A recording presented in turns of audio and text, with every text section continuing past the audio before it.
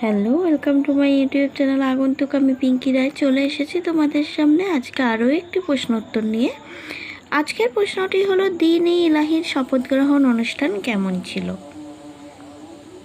অথবা দ্বীন-ই ইলাহির শপথ গ্রহণ অনুষ্ঠানে কি কি বলা হতো?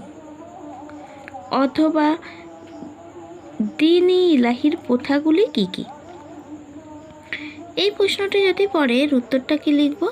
দ্বীন-ই ইলাহি গ্রহণকারীকে কিছু অনুষ্ঠান বা রীতিনীতির মধ্য দিয়ে বাদশাহের প্রতি অনুগত থাকার শপথ নিতে হতো।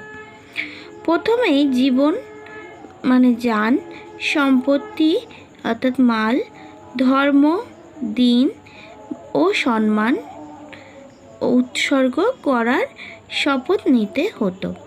এরপর বাদশাহের পায়ে মাথা ঠেকিয়ে প্রণাম করতে হতো। শপথ গ্রহণ অনুষ্ঠানের শেষে বাদশাহ দ্বীন-ই ইলাহি গ্রহণকারীকে দিতেন একটি নতুন পাগড়ি। পাগড়ির সামনে লাগানোর জন্য বাদশাহের একটা ছোট ছবি। ঠিক আছে, এই উত্তরটা লিখতে হবে।